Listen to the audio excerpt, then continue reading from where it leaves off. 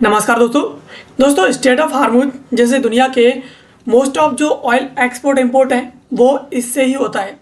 और हाल ही में आपने देखा था कि ईरान युद्ध के कारण ये जो स्टेट ऑफ हार्मुज है उसे ब्लॉक कर दिया था। अब हाल ही में जिस प्रकार से खबरें आ रही हैं उसमें यह आ रहा है सामने कि अब भारत समेत जो दुनिया के देश हैं उनकी जो इंटरनेट केबलें हैं जो स्टेट ऑफ हार्मुज से ही गुजरती हैं, अब वो केबलें कटने वाली हैं। यानी उन पर संकट मंडरा आ रहा है। जिस प्रकार से स्टेट ऑफ हार्मुज के अंदर सैन्य गतिविधियां बढ़ रही हैं, अब दुनिया की जो डाटा केबलें हैं, इंटरनेट केबलें हैं, अब उन पर संकट है, वो कट सकती हैं। ऐसा अभी हाल ही में ईरान के द्वारा वार्निंग जारी कर दी गई है।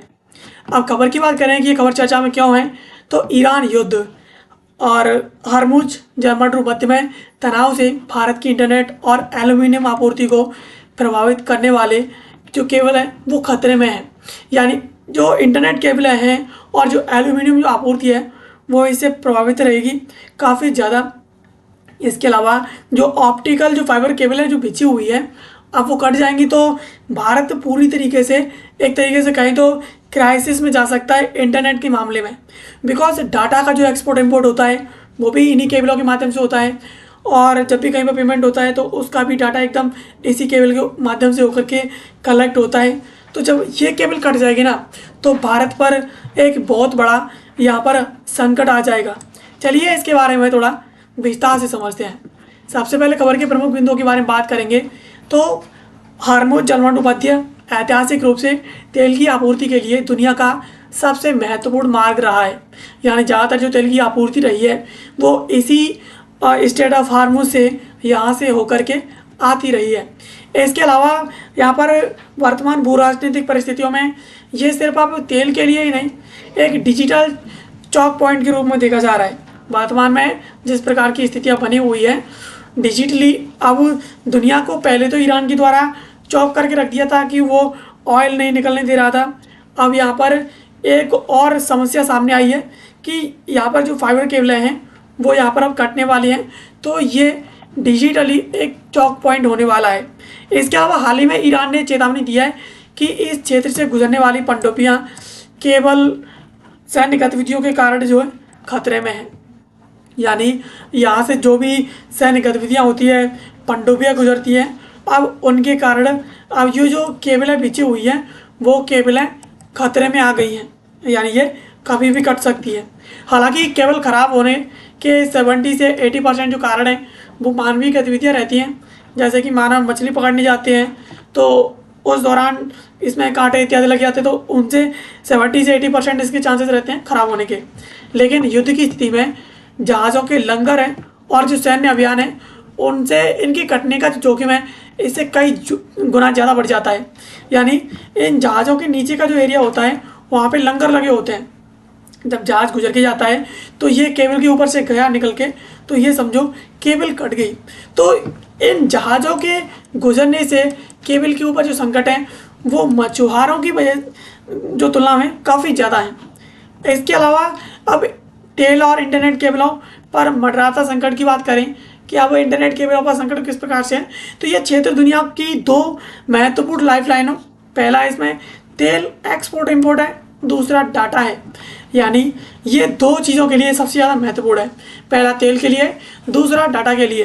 अंतर्राष्ट्रीय दूरसंचार संघ या ITU के अनुसार दुनिया का लगभग 99% जो इंटरनेट ट्रैफिक है वो इन्हीं समुद्रों के नीचे बिछी फाइबर ऑप्टिकल केबलों के माध्यम से चलता है। यानी दुनिया का 99% जो इंटरनेट ट्रैफिक है वो इन्हीं केबलों के माध्यम से गुजरता है। तो दुनिया तो ये केबल कटी तो ये समझो संकट में गई ही गई।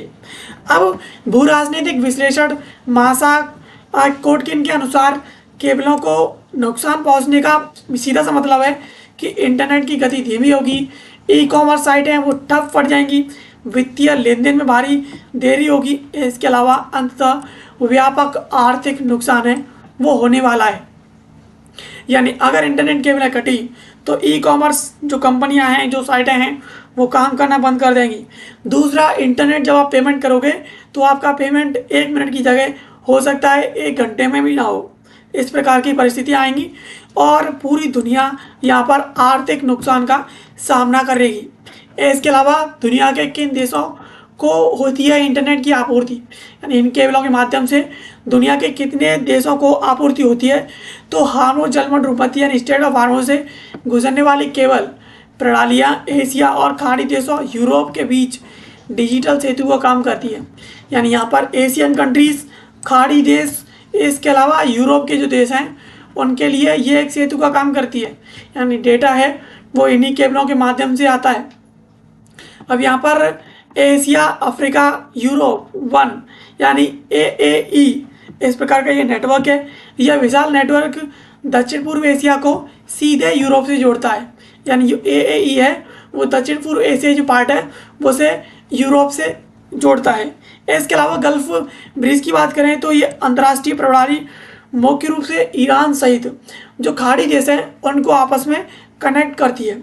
डिजिटल हब की बात करें तो यह मार्ग विशेष रूप से UAE और सऊदी अरब के लिए महत्वपूर्ण है, जो वर्तमान में AI और डिजिटल बुनियादी ढांचे में भारी निवेश कर रहे हैं।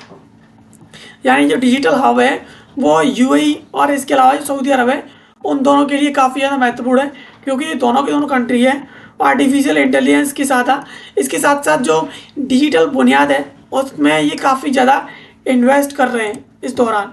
इसके अलावा भारत के इंटरनेट को खतरा क्यों है, तो भारत के लिए मार्ग है वो सामरिक और आर्थिक दोनों तरफ से काफ़ी ज़्यादा अत्यंत महत्वपूर्ण है। इसमें पहला है फाल्कन नेटवर्क। यह केबल प्रणाली मुंबई में स्थित जो भारत का मुंबई है क्षेत्र वहाँ पर सीधे खाड़ी देशों से और अफ्रीकी देशों से ऐड करता है।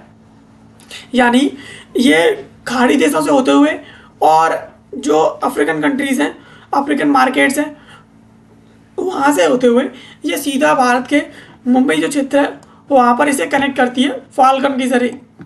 एंड इसके अलावा IT अर्थव्यवस्था पर चोट की बात करें तो भारत की IT आधारित जो अर्थव्यवस्था है और उद्यम है, यानी डेटा इंटरप्राइज को जो डाटा है वो काफ़ी हद तक इसी मार्ग पर डिपेंड करता है। यानी विदेशों के अंदर इम्पोर्ट एक्सपोर्ट हो रहा है, चीज़ों की खरीद बिक्री हो रही है और कोई डेटा सेव हो रहा है, वो सब इसी के जरिए होता है। इसके अलावा कनेक्टिविटी संकट की बात करें तो किसी भी व्यवधान में भारत में इंटरनेट की गति धीमी हो सकती है, जिससे बैंकिंग, दूरसंचार, अंतर्राष्ट्रीय व्यवसाय ये सीधे संपर्क प्रभावित होंगे। यानी अगर ये कनेक्टिविटी यहाँ पर डिस्कनेक्ट होती है, कट जाती है, परेशानी आती है, तो इसमें इंटरनेट की गति धीमी होगी, जिससे बैंकिंग, दूरसंचार, इसके अलावा जो अंतर्राष्ट्रीय जो व्यापार है भारत का वो इससे बुरी तरह प्रभावित होगा। इसके अलावा अन्य संभावित प्रभाव और मरम्मत की चुनौतियों की बात करें तो यदि युद्ध के कारण केबल हैं वो क्षतिग्रस्त होती है तो इसके परिणाम हैं वो काफ़ी लंबे समय तक झेलने पड़ सकते हैं। पहला लाल सागर में हमने देखा था कि ईरान समर्थित हौथियों के द्वारा सन 2024 में हमले किए गए थे, जिससे जहाज़ के लंगर के कारण केबल कटने की घटना जो है इससे पहले भी हमें देखने को मिली थी और इसका जो खतरा था वो हम पहले भी देख चुके थे। यानी पहले भी हमने देखा था कि अगर केबलें कटती हैं तो उसका कितना बुरा प्रभाव पड़ता है, देश की अर्थव्यवस्था इसे किस प्रकार से चरमरा जाती है। इसके अलावा संघर्ष क्षेत्र में केबलों की मरम्मत करना बेहद कठिन होता है, क्योंकि युद्ध क्षेत्र में मरम्मत करने वाले जहाज़ हैं यानी जो केबल शिप्स हैं उनका पहुंचना काफ़ी ज़्यादा खतरनाक रहता है, उन पर अटैक होने की संभावना रहती है। दूसरा, यहाँ पर सक्रिय सैन्य अभियानों के दौरान बीमा जो कंपनी है और अंतर्राष्ट्रीय जो एजेंसियाँ हैं वो मरम्मत कार्य के लिए मंजूरी देने में काफ़ी ज़्यादा देरी करती हैं। इसके अलावा गहरे समुद्र में सटीक स्थान का पता लगाना, फिर उसकी मरम्मत करना, यह भी काफ़ी लंबे समय तक जो है लंबा समय लगता है इसमें, और युद्ध की स्थिति में ये काफ़ी ज़्यादा चुनौतीपूर्ण होता है। यानी यहाँ पर समस्या सिर्फ एक नहीं है, अगर केबलें कटती हैं तो समस्या काफ़ी ज़्यादा रहती हैं। युद्ध के दौरान खासतौर पर अगर केबल कटी तो उस दौरान जो बीमा कंपनी है वो भी मरम्मत को मंजूरी देने में काफ़ी टाइम लगाती हैं, ताकि जो परेशानियां हैं युद्ध संबंधित वो उन्हें फेस ना करनी पड़े। तो इस प्रकार से अगर ये फाइबर केबलें हैं वो कटती हैं, अगर ये कहीं से भी कटी तो ये समझो कि भारत समेत दुनिया भर की जो अर्थव्यवस्था है इंटरनेट के मामले में धाराशायी हो जाएगी। अर्थ पर यानी ज़मीन पर आ जाएगी, ऐसी स्थिति हो जाएगी। तो दोस्तों ये थी खबर जिसको आज के इस वीडियो हमने समझा। ऐसे वीडियो के लिए आप हमें सब्सक्राइब कर लीजिए। मिलते हैं किसी अगले वीडियो में किसी नए और महत्वपूर्ण टॉपिक के साथ। तब तक के लिए आप सभी का बहुत बहुत धन्यवाद।